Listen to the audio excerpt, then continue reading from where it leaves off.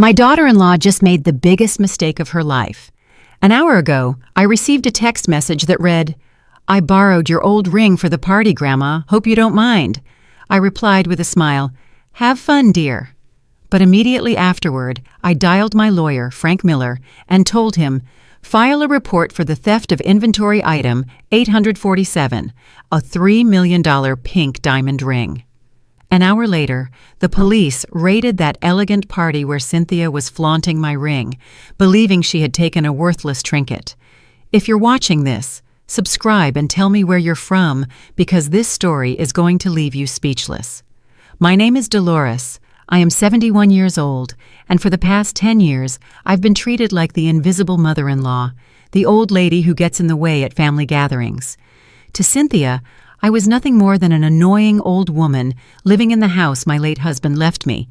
She joined our family a decade ago when she married my son Louis, and from day one, she made me feel like an intruder in my own home. Cynthia is one of those women who believe the world owes them everything. Elegant, manipulative, always dressed in the finest red and green gowns, adorned with expensive jewelry that my son bought her to keep her happy. From the moment she stepped into my home, she began treating me as if I were her personal maid. "Dolores, make me a coffee." "Dolores, iron my black dress for tonight." "Dolores, don't make noise when you walk, my head hurts." She never addressed me with respect. To her, I was simply the old lady, as if I didn't even have a name. At family dinners, she would talk about me as if I weren't present. "Louis, your mother should consider moving to a retirement home. This house is too big for someone her age." And my son, my own son, would just lower his head and mumble, "Mom is fine here, Cynthia." But I knew things were changing. Louis began to look at me differently, as if I were a burden. Cynthia had slowly poisoned his mind, whispering in his ear that I was too old to care for such a large house, that they needed the space for their own plans. She had grand dreams, to turn my living room into her personal office, to transform the garden my husband and I had cultivated for 40 years into a modern entertainment area. For years, I endured her humiliations in silence. When guests arrived, Cynthia would introduce me as Louis's mother, never as the owner of the house. When she hosted parties, I had to hide in my room because, according to her, old people make others uncomfortable. There were nights I cried in silence, wondering how I had become invisible in the home I built with so much love. What Cynthia never knew, what no one in my family knew, was that my late husband, Mario, left me much more than this house. During our last years together, Mario had been secretly collecting valuable art, jewelry, and antiques. He knew I was discreet, that I never flaunted wealth, and he trusted that I would know how to handle his legacy when the time came. In a secret safe hidden behind a painting in my bedroom, he kept a collection worth over $15 million. Among those pieces was the ring Cynthia had just borrowed, a 5-carat pink diamond ring designed by a French jeweler in 1920, valued at $3 million. To anyone unfamiliar with jewelry, it might have looked like a simply elegant antique ring, but to experts, it was a masterpiece. Today, Cynthia had an important charity gala, one of those elegant gatherings where business wives display their finest attire and compete to see who has the most impressive jewels. For weeks, I had heard her complain that she didn't have the perfect accessory for her golden dress. She had been poring over jewelry catalogs, sighing because the pieces she liked cost too much, even for the generous budget Louis gave her. This morning, as I watered the garden plants, I saw her enter my room without permission. It wasn't the first time she had snooped through my things, but this time was different. I watched her open my jewelry box, that small wooden chest where I keep some less valuable pieces, and her eyes landed on the pink diamond ring. She took it, examined it against the light, and I saw that disdainful smile she always wore when she believed she had found something she could use. An hour later, I received that text message. "I borrowed your old ring for the party, Grandma. Hope you don't mind." She didn't even have the courtesy to ask for my permission first. She just took it, assuming everything of mine was at her disposal, that I was too old and insignificant to possess anything of real value. When I read that message, something inside me changed. For 10 years, I had endured her humiliations, her contempt, her cruel remarks about my age and my supposed uselessness. But taking my ring without permission, that ring, which represented one of the most valuable pieces in Mario's secret collection, was the last straw. I sat in my garden chair, looking at the message on my phone, and for the first time in years, I genuinely smiled. "Have fun, dear," I replied, but immediately afterward, I dialed Frank, my trusted lawyer. Frank had been Mario's best friend, the only one who knew the full truth about our hidden fortune. "Frank," I said with a voice firmer than I had used in years, "it's time to activate the protocol you and Mario designed. Cynthia just stole inventory item 847. There was a silence on the other end of the line, and then I heard Frank's laugh. "Dolores, are you absolutely sure you want to do this? Once we put this in motion, there will be no turning back." I confirmed that yes, after a decade of humiliations, it was time for my daughter-in-law to learn exactly who she was dealing with. Frank explained the plan. For years, he had been documenting each piece of Mario's collection, officially registering them as high-value items with specific inventory numbers. Each piece had certificates of authenticity, updated appraisals, and most importantly, full insurance coverage. The ring Cynthia had taken was legally registered as item 847, valued at $3 million. "I'm going to call the insurance company immediately," Frank told me. "The protocol states that when a registered piece is taken without the owner's authorization, we must report it as theft immediately. In 30 minutes, the police will have a warrant to recover the stolen property, no matter where it is." While Frank made the necessary calls, I sat in my living room and recalled all the times Cynthia had made me feel invisible. The time she hosted a dinner for Louis's business partners and told me to eat in the kitchen because there wasn't enough space in the dining room. Last Christmas, when she opened expensive gifts Louis had bought her and then handed me a cheap scarf saying, "We got you something simple because at your age, you don't need many things anymore." I remembered the day her friends came over for a book club meeting. I was reading in my favorite armchair in the living room when she came in and told me in front of everyone, "Dolores, could you go to your room? We need privacy to talk about important things." Her friends looked at me with pity, as if I were an old pet that needed to be moved out of the way. But what hurt me most to remember was the conversation I had overheard last week. Cynthia was talking on the phone with her sister Gretchen, and I could hear everything from the hallway. "I swear this old woman is driving me crazy," she said. "She lives in this huge house like a queen, but look at how she dresses. Look at her cheap jewelry. It's pathetic. Louis and I are waiting for her to decide to move to a retirement home, but she's too stubborn. When she finally leaves, I'm going to renovate this entire house, starting by throwing all her ugly antiques in the trash." That conversation had been the moment I decided I couldn't stay silent anymore. Cynthia not only despised me, she also despised everything Mario and I had built together. She had no idea that those ugly antiques she hated so much were worth more money than she could earn in several lifetimes. Frank called me back. "Everything's ready, Dolores. The theft report has been officially filed. The ring is listed as stolen property valued at $3 million. I gave the police the address of the hotel where the charity gala is being held. They have orders to recover the stolen property immediately." "And what will happen to Cynthia?" I asked. Frank sighed. "Dolores, technically, she has committed grand larceny. We're talking about $3 million. According to the law, she could face several years in prison, but you are the victim, so you can decide if you want to press criminal charges or simply recover your property." I told him I wanted to think about it. For now, I just wanted to see Cynthia's face when she realized she had completely underestimated the useless old lady she despised so much. An hour after I filed the report, my phone rang. It was Louis, and he sounded absolutely panicked. "Mom, what's going on? The police just raided Cynthia's party. They say she stole a $3 million ring. This has to be a terrible mistake." "It's not a mistake, son," I replied calmly. "Your wife took a very valuable piece from your father's collection without permission. That ring is worth exactly $3 million, and she had no right to take it." "What collection? What are you talking about? Dad never had anything worth $3 million. Mom, you have to call the police and tell them it was a misunderstanding. It was unbelievable. My own son didn't even know the truth about the fortune his father had accumulated. Mario had been very careful to keep his investments and collections secret, even from Louis. He wanted to protect our family from the dangers that come with visible wealth, kidnappers, con artists, distant relatives who appear asking for money. Louis, I said, there are many things you don't know about your father and about me.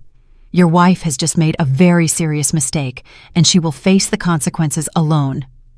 Mom, have you gone crazy? Cynthia is crying. They're treating her like a criminal. Her friends are recording everything with their phones. Her reputation is ruined. Her reputation, I repeated. What about the 10 years I've endured her treating me like trash in my own home? What about all the times she humiliated me in front of people? What about that conversation where she told her sister I was pathetic? Louis fell silent. He knew exactly what conversation I was talking about because he had heard it too and had done nothing to defend me. Mom, please, he finally mumbled. Cynthia can be difficult sometimes, but she doesn't deserve to go to jail for a misunderstanding. It wasn't a misunderstanding, Louis. It was theft. And now your wife is going to learn that the woman she despised so much is not the helpless old lady she thought. I hung up the phone and sat in silence, processing what had just happened. My son, my own son, had spent 10 years watching his wife humiliate me and had never raised his voice to defend me. Now that the consequences had arrived, he wanted me to be the one to save Cynthia from her own arrogance. But I wasn't going to do it. For the first time in a decade, I wasn't going to be the invisible woman who endured everything in silence.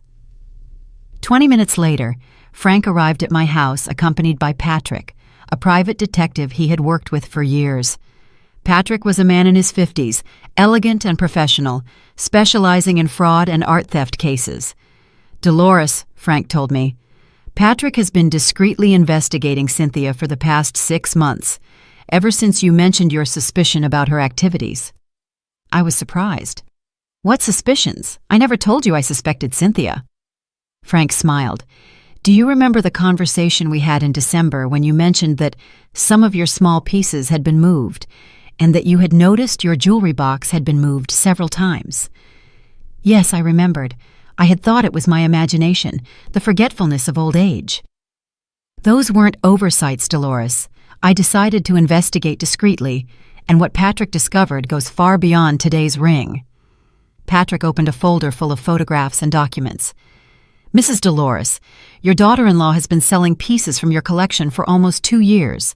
Small things at first, antique brooches, pearl earrings, a silver necklace, things you might have thought you had lost or put elsewhere.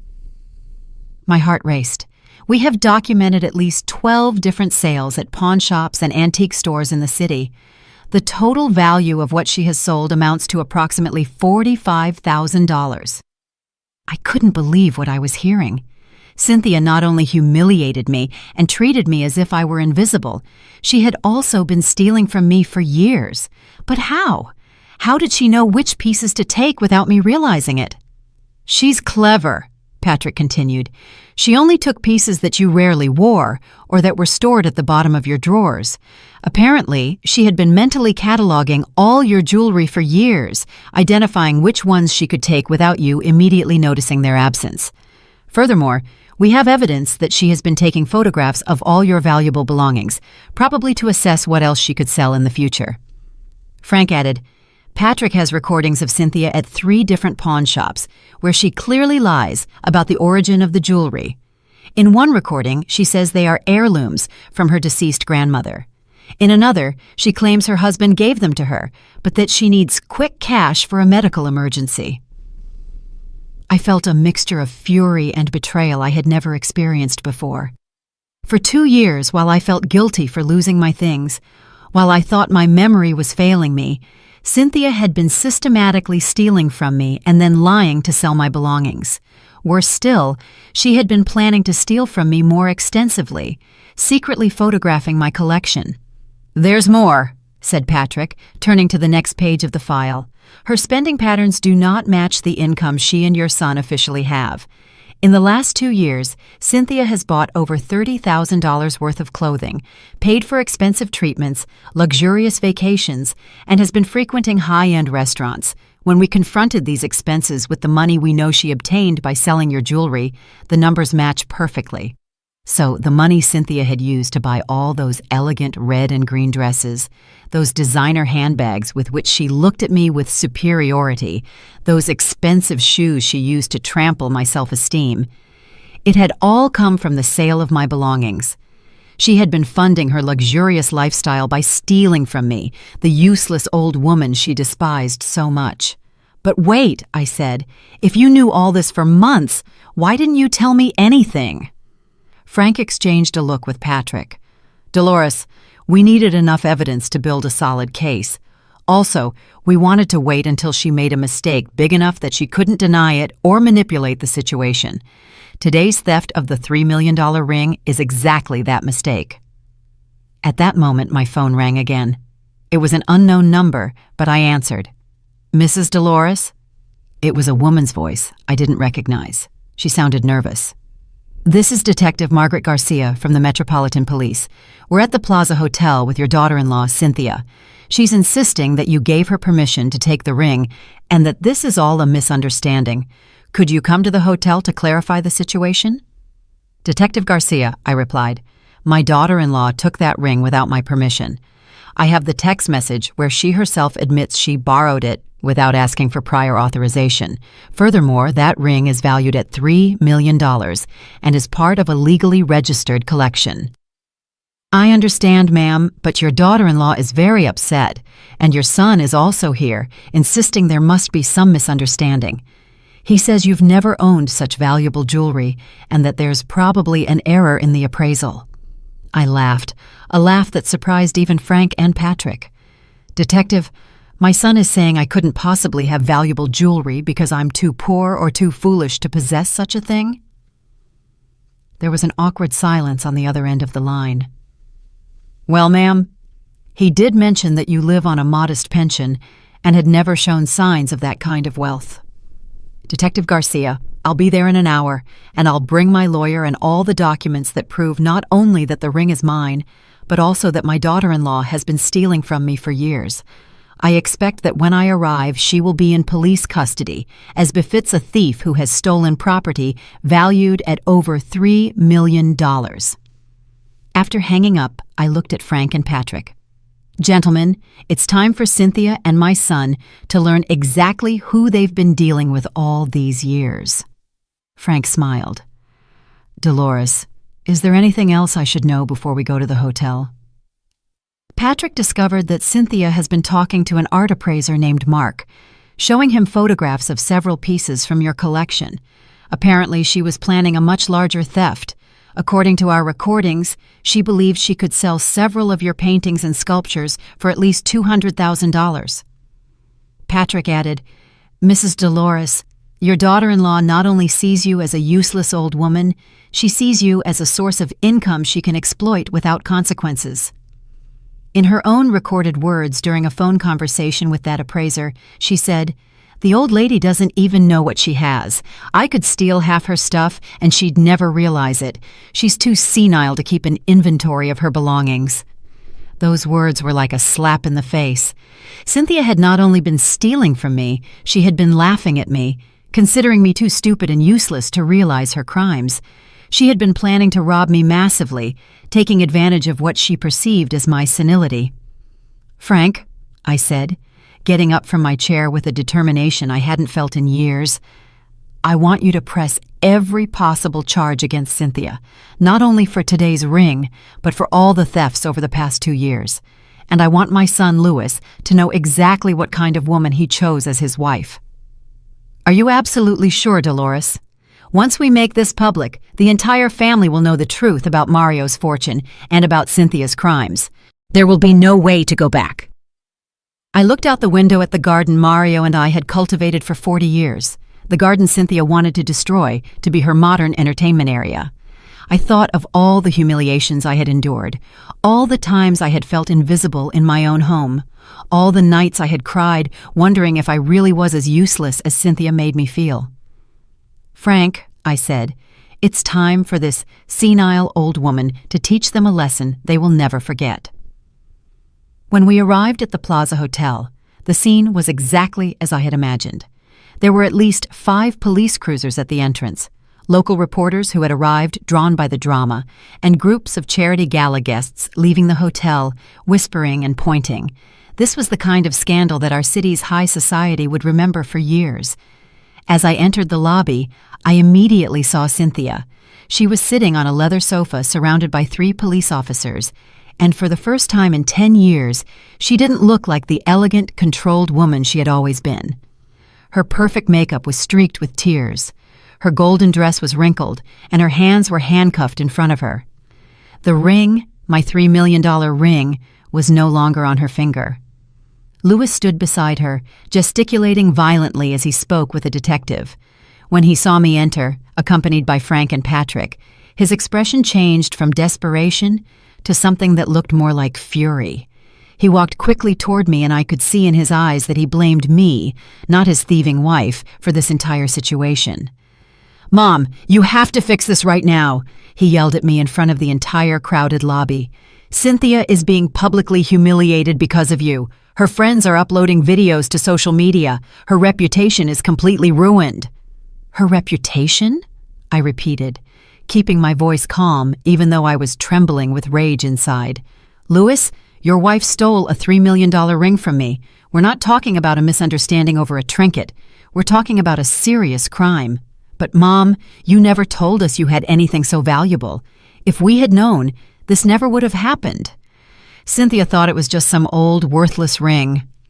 Frank stepped forward and handed Louis a thick folder. "Mr. Louis, here are all the documents proving the value of the ring, along with certificates of authenticity and insurance policies. Your wife did not steal a worthless old ring. She stole a historical piece of jewelry valued at $3 million.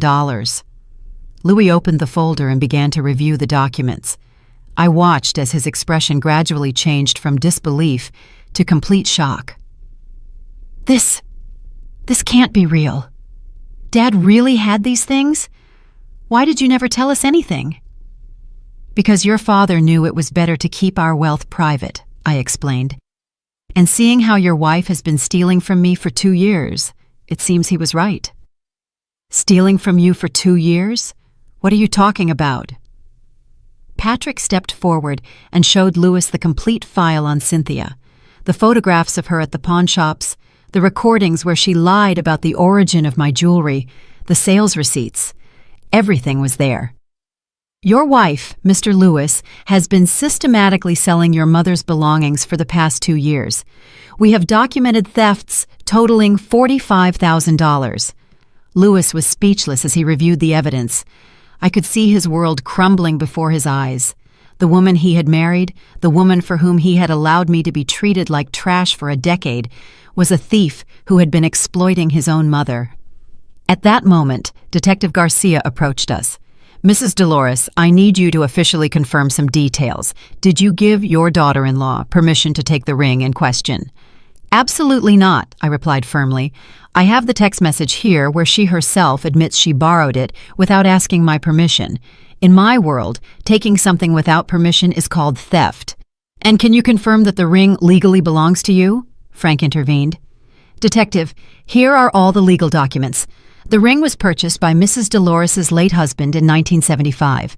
It is registered in his will, it is insured for its full value, and it is part of the official inventory of the inheritance Mrs. Dolores received." The detective reviewed the documents and nodded. "Everything seems to be in order. Mrs. Dolores, do you wish to press criminal charges against your daughter-in-law?" Before I could answer, Cynthia cried out from her seat. "Dolores, please, it was just a misunderstanding. You know I would never intentionally hurt you. I've always treated you with respect." I turned to her slowly. For the first time in 10 years, Cynthia was speaking to me with desperation instead of contempt. For the first time, she needed me instead of treating me as if I were invisible. Respect? I asked, walking toward where she was sitting. Do you call 10 years of humiliations respect? Do you call telling me to eat in the kitchen when guests arrived respect? Do you call stealing from me for 2 years and then calling me senile respect? Her eyes filled with panic. Steal from you? I never stole anything from you. This is the first time I've taken something of yours. Patrick stepped closer and showed her the photographs of her at the pawn shops.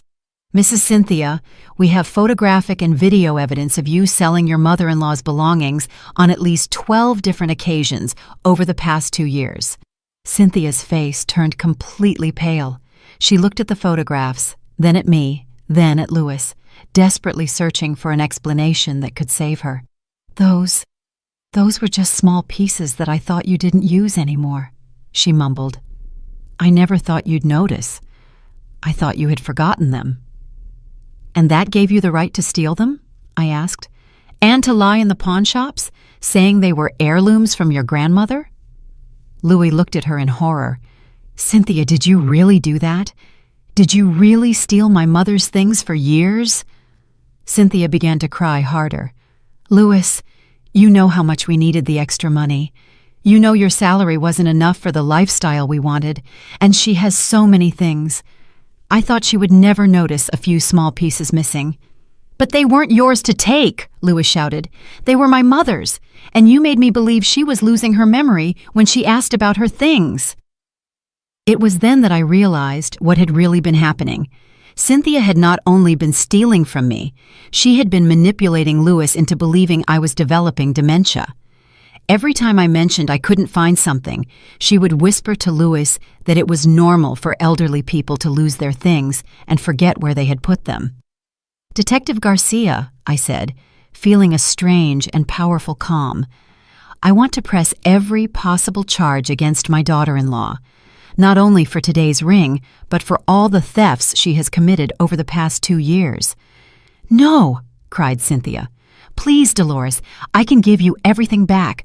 I can compensate you. Don't do this to me. I looked her directly in the eyes. Cynthia, for 10 years you treated me as if I were invisible. You humiliated me in front of guests. You made me feel like a useless burden in my own home. For 2 years, you stole from me while making me believe I was losing my memory. And now that the consequences have arrived, you want me to have mercy on you? But I never thought it was so serious. I never thought you had such valuable things. If I had known I had valuable things, what? Would you have stolen more from me? I let her process that question for a moment. Cynthia, the problem isn't that you didn't know the value of what you stole. The problem is that you stole from me. The problem is that for a decade you treated me like trash. Frank approached the detective. Detective Garcia, we also want to file charges for the other documented thefts. We have enough evidence to prosecute at least 12 additional cases of theft. The detective nodded. Understood. Mrs. Cynthia, you are under arrest for grand larceny in the first degree, multiple counts of petty theft, and fraud. You have the right to remain silent. As the detective read Cynthia her Miranda rights, I looked at my son Louis. He stood there watching his wife being officially arrested, finally understanding that the woman he had married was a criminal who had been exploiting his own mother for years. Mom, he said in a broken voice, I didn't know any of this. You have to believe me. Louis, I replied. Perhaps you didn't know about the thefts, but you did know how Cynthia treated me. You saw every humiliation, every slight, every moment she made me feel invisible in my own home, and you never said anything. Louis lowered his head, unable to look me in the eyes. He knew I was right.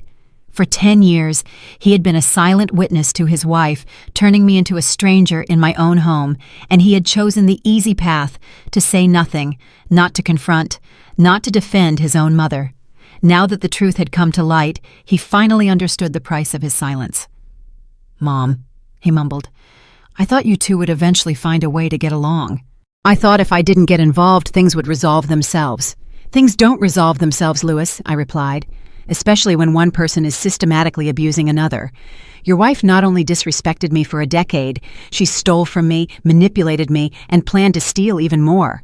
And you thought that would just resolve itself?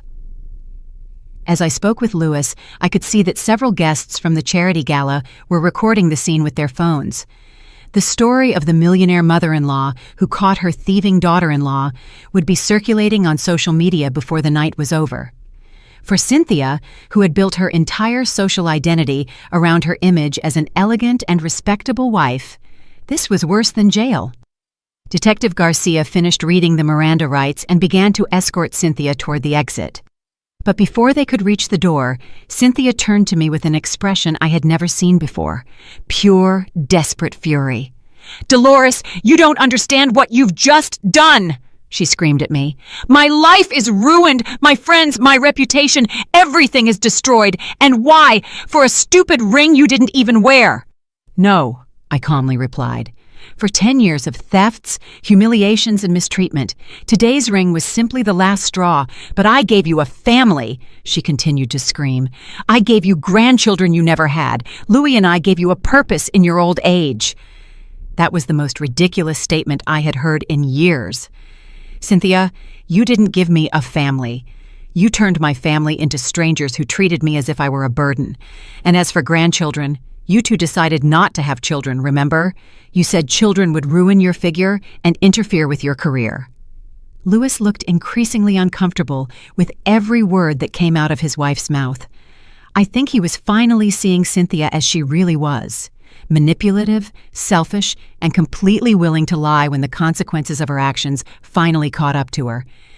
"Dolores!" Cynthia yelled as the detective tried to make her walk. "If you go through with this, you're going to lose your son forever. Louis will never forgive you for destroying his marriage." I looked at Louis. He stood there, watching his wife make threats while she was being arrested for stealing from his own mother. "Louis," I said, "is that how you feel? Do you think I destroyed your marriage?" Louis remained silent for a long moment, processing everything he had discovered in the last 2 hours. His wife was not the elegant and sophisticated woman he thought he had won over. She was a thief who had been exploiting his elderly mother for years, while manipulating him into believing that his mother's forgetfulness was a sign of senility. "No, Mom," he finally said. "My marriage was destroyed the moment Cynthia decided to steal from you for the first time. I just didn't realize it until now." Cynthia was speechless for the first time.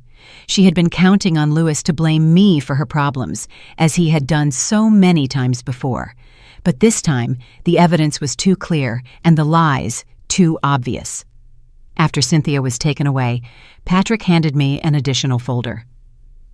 "Mrs. Dolores, there's something else you need to know.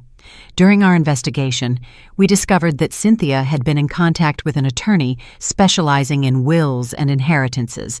Apparently, she had been researching legal ways to challenge your father-in-law's will if you were to pass away." Louis looked increasingly sick. "What does that mean?" "It means," Frank explained, "that your wife was not only stealing from his mother in the present. She was planning for the future, investigating how to take over the entire inheritance when his mother died." Patrick added, "We found emails between Cynthia and this lawyer discussing the possibility of declaring your mother mentally incompetent. The plan was to demonstrate that you had senile dementia and therefore lacked the legal capacity to manage your finances or property." My blood ran cold. She was planning to declare me mentally incompetent. "Yes," Patrick continued. "In one of the emails, Cynthia mentions that you had been frequently losing things and that this could be used as evidence of mental decline. Of course, now we know that you weren't losing things. She was stealing them." Louis sat heavily in a lobby chair. "My God," he mumbled. She was planning to steal everything from you." "Not only that," Frank added, "we also found that she had been pressuring Louis to convince you to move to a retirement home. Once you were institutionalized, it would have been much easier to obtain a court order declaring you mentally incompetent." I remembered all the conversations where Cynthia subtly suggested that I was too old to live alone, that I needed professional care, that I would be happier in a place designed for people my age. It wasn't genuine concern. It was a calculated strategy to seize my fortune. "Mrs. Dolores," Patrick said, Your daughter-in-law is much more dangerous than we initially thought. We're not talking about a woman who impulsively took some jewelry. We're talking about someone who had developed a long-term plan to steal your entire inheritance and declare you mentally incompetent to legally justify it."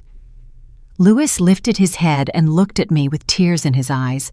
"Mom, I never suspected any of this. When Cynthia mentioned the retirement home, I thought it was because she genuinely cared about your well-being."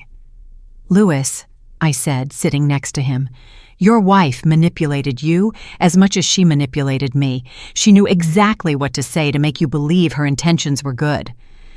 Frank closed his folder and looked at me seriously. "Dolores, with all this evidence, the district attorney is probably going to offer Cynthia a plea bargain. Depending on how we handle this, she could face between 5 and 15 years in prison." "And what about the money she already stole?" I asked. "Most of the pieces she sold were bought by private collectors," Patrick explained. "We're going to be able to track down and recover approximately 60% of the stolen value.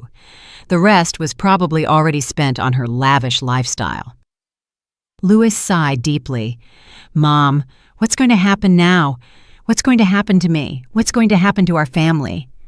It was a good question. In the space of 2 hours, my family had been completely transformed. My daughter-in-law was arrested and facing years in prison. My son finally understood that he had been married to a criminal who planned to steal everything from me, and I, the senile old woman who had been invisible for 10 years, was suddenly the center of attention.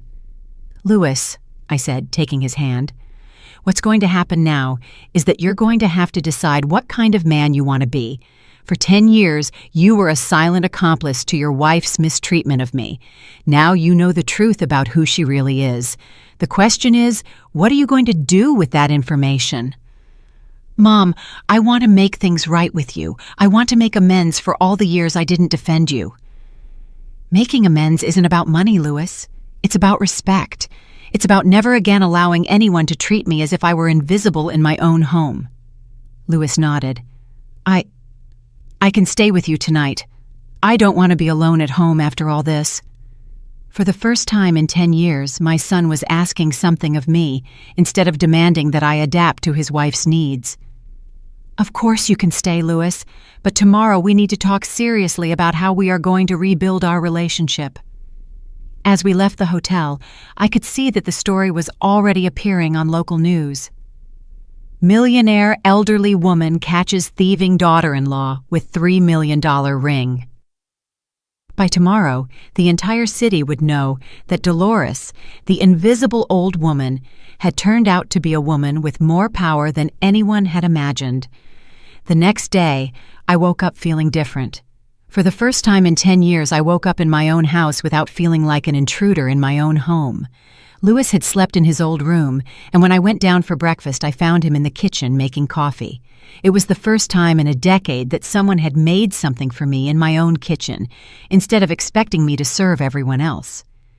"Good morning, Mom," he said. And there was something different in his voice. Respect. A silent apology in every word. "Good morning, son." I sat at the table where I had had breakfast with Mario for 40 years, the table where Cynthia had made me feel like an unwelcome guest for so long.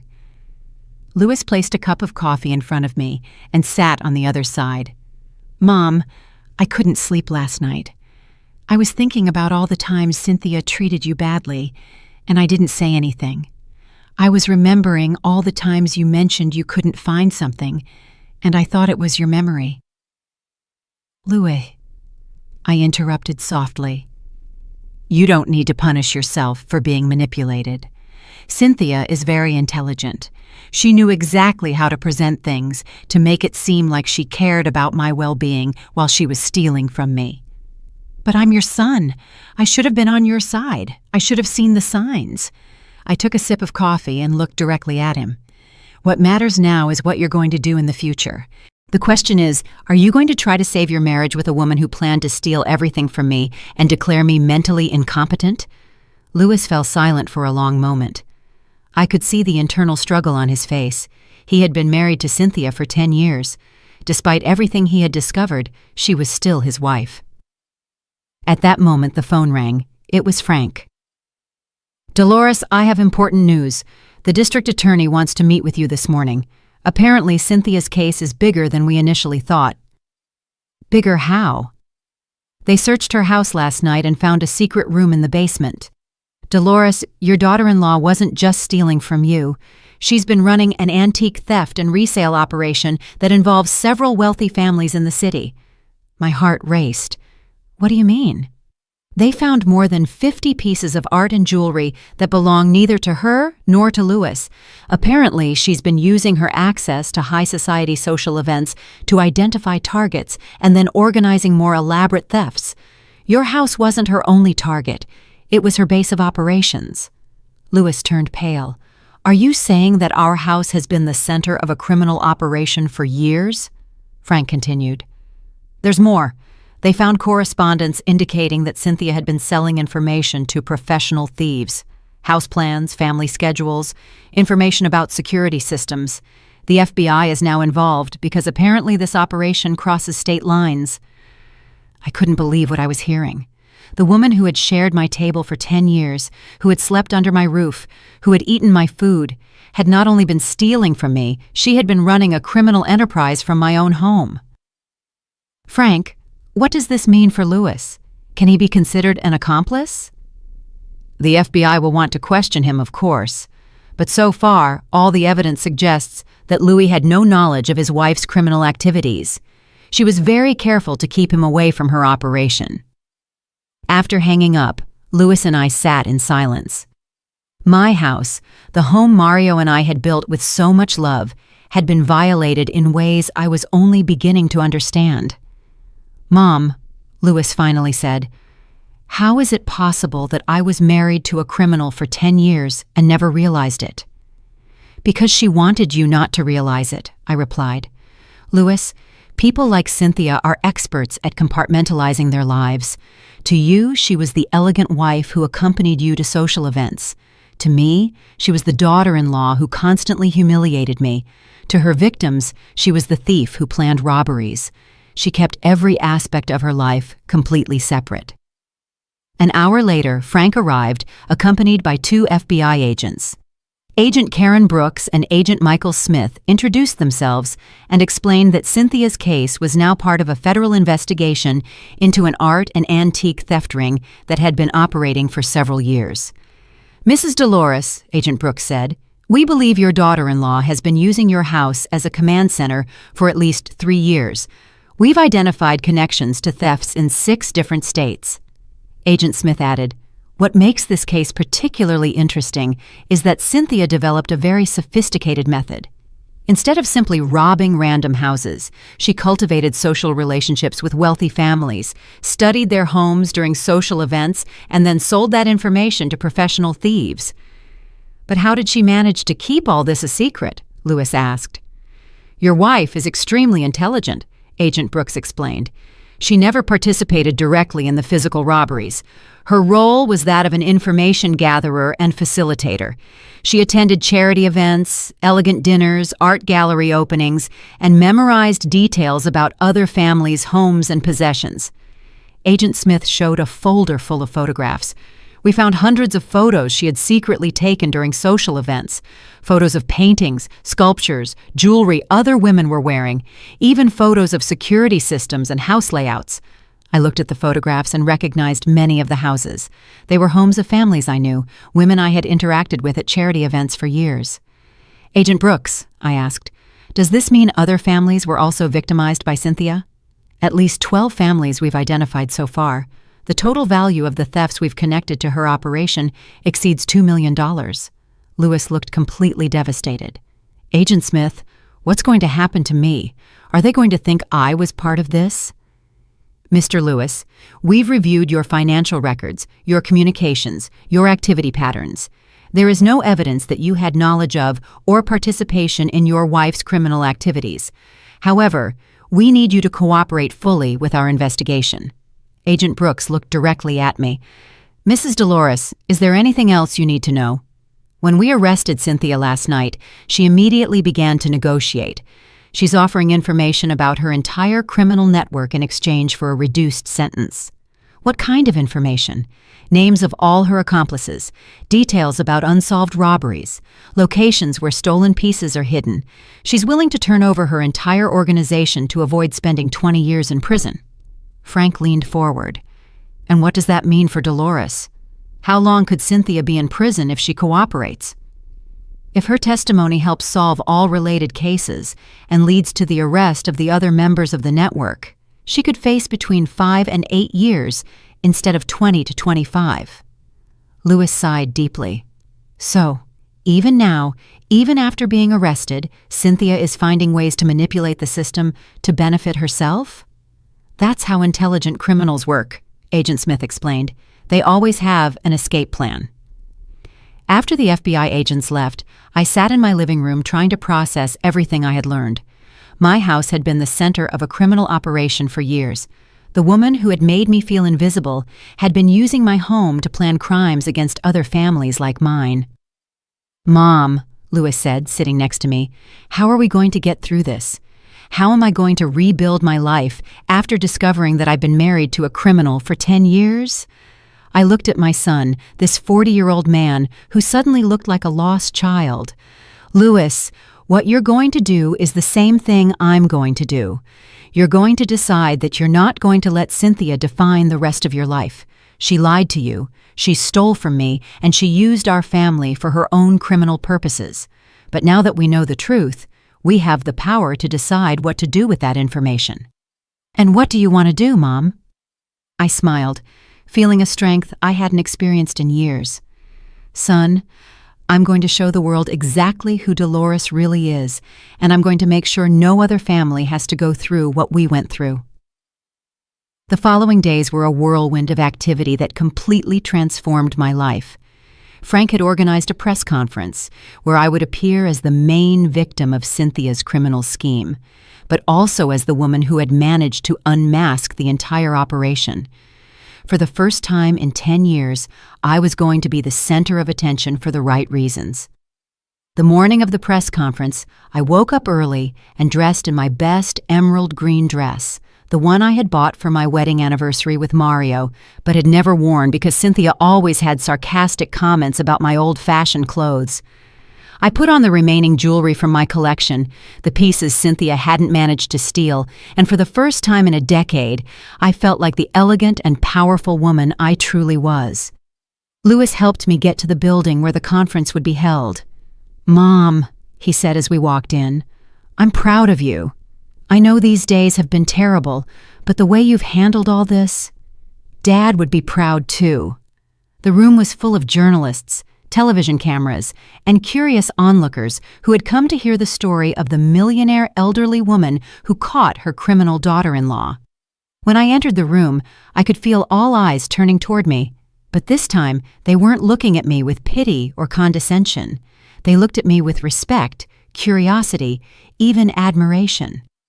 Frank approached the podium first. "Good morning. My name is Frank Miller, and I represent Mrs. Dolores, 71 years old, who was not only a victim of a criminal scheme run by her own daughter-in-law, but was also instrumental in unmasking a theft ring that had been operating for years." Then he invited me to speak. As I approached the microphone, I felt a strange calm. For 10 years, I had been silenced, ignored, treated as if my words had no value. Now, dozens of people were waiting to hear what I had to say. "My name is Dolores," I began, "and for the past 10 years, I was a victim of psychological abuse and systematic theft by my daughter-in-law, Cynthia. But what I want you to understand is that this is not just my story. It is the story of many elderly people who are victimized by family members who see them as easy targets." I continued telling my story, but not as a pathetic victim. I told it as a woman who had resisted, who had kept important secrets until the right moment, and who had finally found a way to obtain justice. "Cynthia thought I was a senile old woman who would never realize her crimes," I said. "But what she didn't know is that my late husband taught me to be observant, patient, and strategic. When I suspected something was wrong, I didn't confront directly. I investigated, collected evidence, and waited for the perfect moment to act. A journalist raised her hand. "Mrs. Dolores, why did you wait so long to act? Why didn't you report the thefts when they started?" "Because I needed enough evidence to ensure that Cynthia couldn't manipulate the situation," I replied. "People like my daughter-in-law are experts at making themselves look like victims. If I had acted too soon, with insufficient evidence, she would have found a way to convince everyone that I was a confused old woman making up stories." Another journalist asked how I felt, knowing that my house was used as a command center for a criminal network. I feel betrayed, of course, but I also feel powerful because in the end, it was I who put an end to that criminal operation. It was my report that led to the arrests. It was my evidence that unmasked the entire network. After the press conference, something extraordinary began to happen. My phone wouldn't stop ringing. Journalists from all over the country wanted to interview me. Documentary producers wanted to tell my story. But the calls that moved me most were from other elderly women who had seen the news and recognized elements of my story in their own lives. A woman named Diana called me crying. "Dolores, I saw your interview on television, and I think my son-in-law is stealing from me. My jewelry has been disappearing, but my daughter says it's normal for old people to lose things. After listening to you, I realize that maybe I'm not losing my memory." Another woman, Grace, told me that her daughter-in-law had been pressuring her to sign documents she didn't fully understand. "After seeing your story, I realized that I need to get my own lawyer, not rely on the lawyer my daughter-in-law recommends." These conversations made me understand that my experience with Cynthia was not unique. There were thousands of elderly people who were being victimized by family members who abused their trust, and many of them lacked the resources or knowledge to defend themselves. That night, Louis and I had a long and difficult conversation about our future. "Mom," he said, "I've decided to divorce Cynthia. I can't continue to be married to someone who hurt you so much and who turned out to be a criminal." "Are you sure, son? It's a very big decision." "Completely sure. For 10 years, I chose Cynthia over you, and that was the biggest mistake of my life. I'm not going to make the same mistake again." 3 days later, I received an unexpected call. It was a television producer named Peter who had seen my press conference. "Mrs. Dolores, I'd like to propose something to you. Have you considered having your own show where you help other elderly people who might be victimized by family members?" The idea intrigued me. What kind of show? A show where people can call in to tell their stories and where you can offer advice based on your experience. We could also have legal experts and psychologists to help. We'd call it Dolores's Wisdom or something like that. For the first time in my life, someone was offering me a platform to use my experience and knowledge to help others. For 71 years, I had been the devoted wife, the sacrificing mother, the invisible mother-in-law. Now I finally had the opportunity to be something more, an advocate, an educator, a voice for people who had been silenced like me. "Peter," I said, "I'm interested in your proposal, but I have some conditions." That night, as I prepared for bed in my house, for the first time in years without feeling like an intruder in my own home, I reflected on everything that had changed. A week ago, I was the invisible old woman everyone ignored. Now, I was a public figure whose story had inspired hundreds of people to examine their own family situations. My phone vibrated with a text message. It was from Frank. "Dolores, I just received news from the FBI. Thanks to your case and the information Cynthia is providing, they have arrested 6 more members of the criminal network. Your bravery not only saved you, it saved many other families from being victimized." I smiled as I turned off the light. Cynthia had spent 10 years trying to make me invisible, to convince me that I had no value, that I was too old and useless to matter. But in the end, it had been my strength, my patience, and my intelligence that had put an end to her reign of terror. The useless old woman had turned out to be much more powerful than anyone had imagined. 2 weeks after the press conference, my life had taken a turn I never could have imagined. The television show Dolores's Wisdom had become a national phenomenon. Every day, we received hundreds of calls from elderly people who had finally found the courage to tell their stories of family abuse and theft.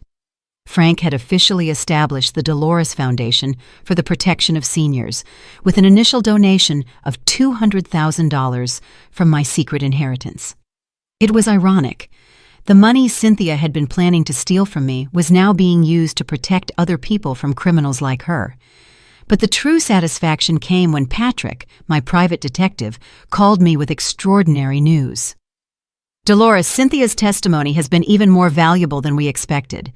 The FBI has managed to arrest the entire criminal network, 15 people in total, including the professional thieves, the corrupt appraisers who falsified valuations, and the art dealers who bought the stolen pieces.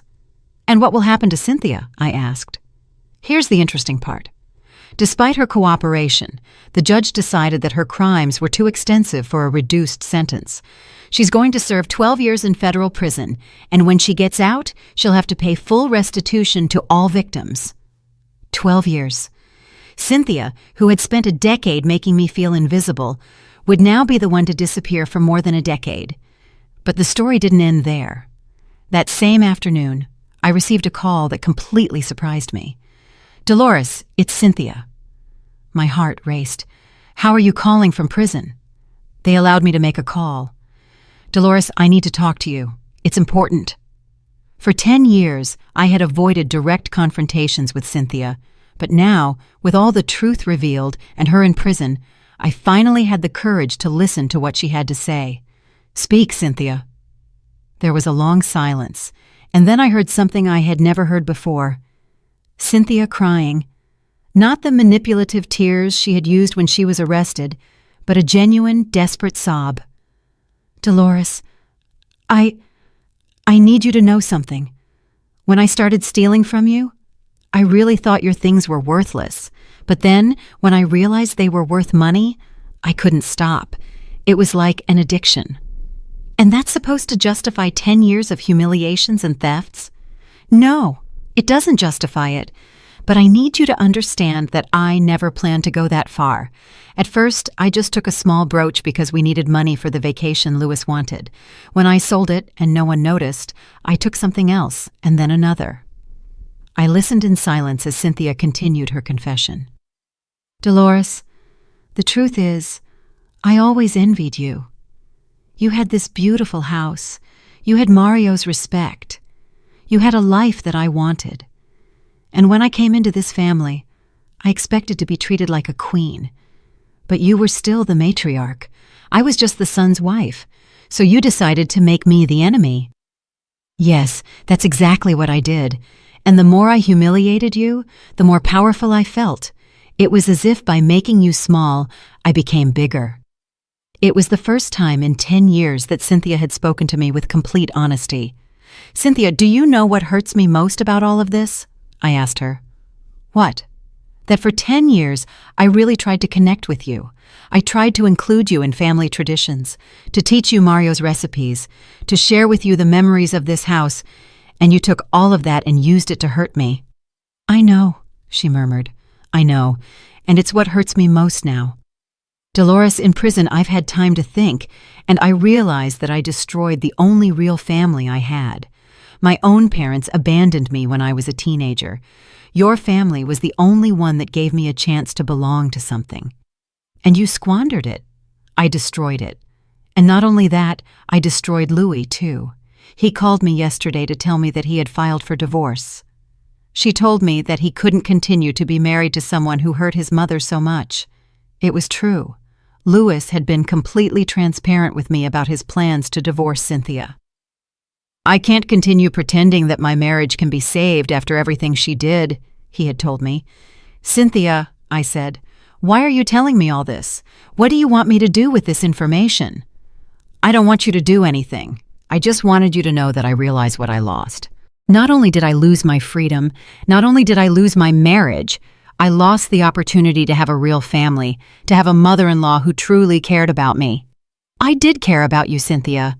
For years, I really tried to understand why you hated me so much. I didn't hate you. I envied you, and that envy turned me into a monster. I hung up the phone feeling a strange mix of emotions. I had waited 10 years to hear Cynthia admit the truth about her behavior, but now that she finally had, I didn't feel victorious. I felt sad for all the lost time, for all the wasted opportunities to have a united family. That night, Louis came to dinner with me. It was something we had started doing regularly since Cynthia's arrest. As we ate, I told him about the phone call. "Do you think Cynthia was being sincere?" he asked me.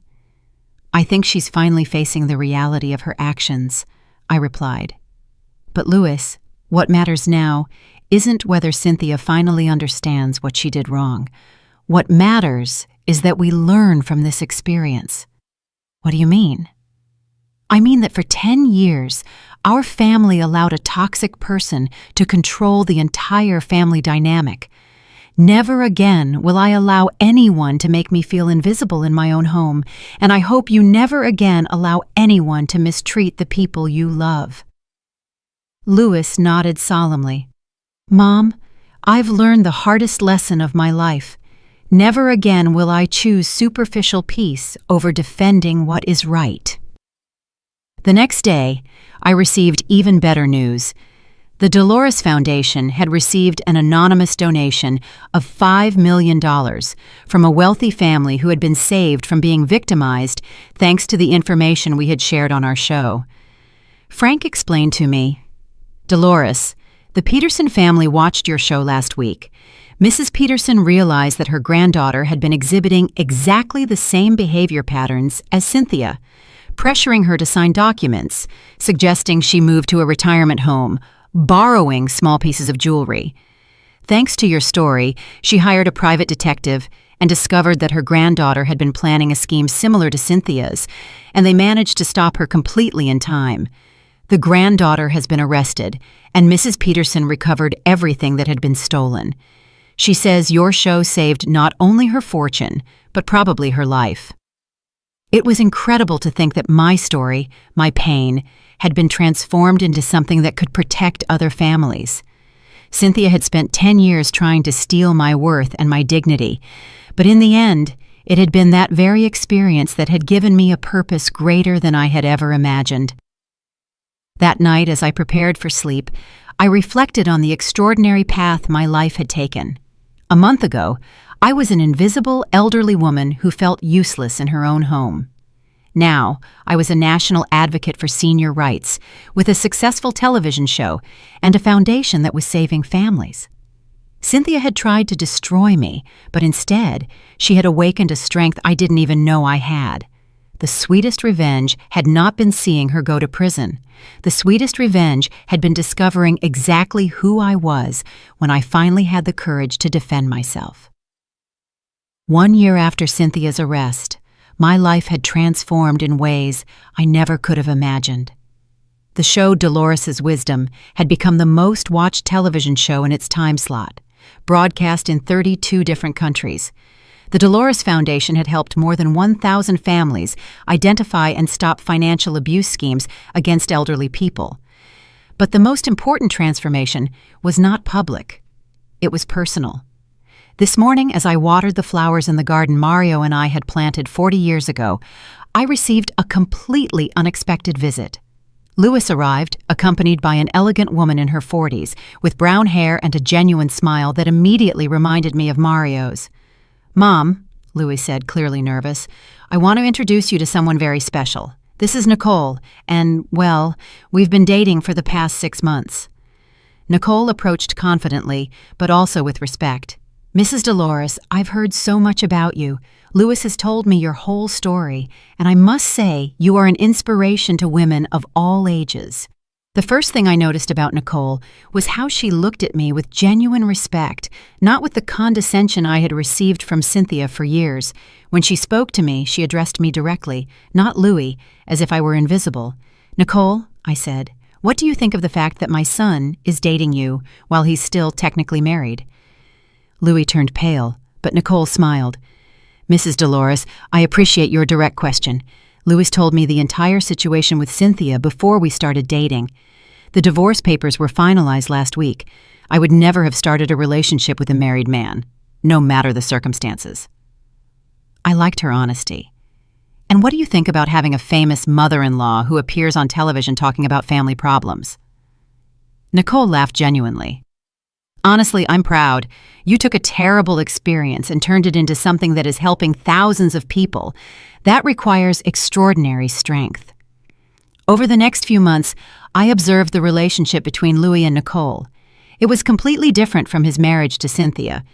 Nicole encouraged Louis to spend time with me, to include me in their plans, to value my opinion. When they hosted dinners, they invited me as the matriarch of the family, not as a burden they had to tolerate. The most notable difference was that Nicole genuinely wanted to get to know me. She asked about my experiences with Mario, about the history of our house, about family traditions. Instead of trying to replace or erase the past, she wanted to be part of the continuity of our family. One afternoon, as Nicole and I were preparing dinner together, she asked me something that surprised me. "Mrs. Dolores, what can I do to make sure I never become someone like Cynthia?" I paused to think about her question. "Nicole, Cynthia became what she became because she saw our family as something she could exploit, not as something she could contribute to. You are already different because you care enough to ask the question. But I want to be specific. What behaviors should I avoid? Never try to isolate Louis from his family. Never speak ill of me when I'm not present. Never assume that because I'm older, my opinions don't matter. And if you ever have a problem with me, talk directly to me. Don't try to manipulate Louis to be your intermediary." Nicole nodded seriously. "And is there anything I can do proactively to be a good daughter-in-law?"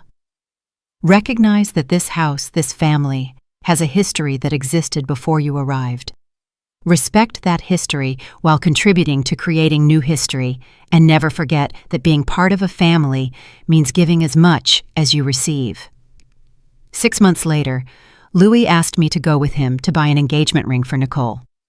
It was ironic. It had all started with Cynthia stealing a $3 million ring, and now I was helping my son choose a ring to symbolize genuine love. "Mom," he said as we examined different options, "do you think I'm making the right decision? Do you think Nicole and I can build something lasting after everything that happened with Cynthia?" "Louis, the difference between Nicole and Cynthia is that Nicole sees our family as something valuable that she wants to protect. Cynthia saw our family as something she could exploit.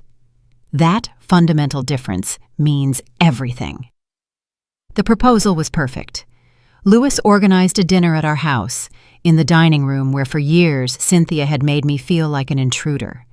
But this time, I was sitting at the head of the table, in my rightful place as matriarch of the family, while Louis proposed to Nicole. When Nicole said yes, the first thing she did was walk over to me and hug me. "Mrs. Dolores," she said with tears in her eyes, "I hope I can be the daughter-in-law you deserve." "Nicole," I replied, "you already are." The wedding day was the happiest family celebration we had had in over a decade. Nicole had insisted that the ceremony be held in our garden, honoring the legacy Mario and I had built. During the ceremony, Louis asked me to say a few words. "2 years ago," I began, "I believed my family story had ended with humiliation and betrayal. But today I understand that that terrible experience was simply the end of a chapter, not the end of the entire book. Nicole, welcome to a family that now knows how to value mutual respect, honesty, and genuine love." After the wedding, as the guests celebrated in the garden, I received an unexpected text message. It was from a woman named Karen who had watched my show from the beginning. "Dolores, I wanted you to know that your story gave me the courage to report my son, who had been stealing my medication to sell it. Thanks to your example, I regained my dignity and my health. Now, my son is in rehabilitation and our relationship is healing. Your courage inspired me to find mine." These messages arrived regularly. People from all over the world who had found the strength to defend their rights after hearing my story. It was proof that the pain I had suffered had been transformed into something positive and powerful. That night, after all the guests had left, I sat alone in my garden, reflecting on the extraordinary journey I had lived. 2 years ago, I was an invisible elderly woman, victimized by a daughter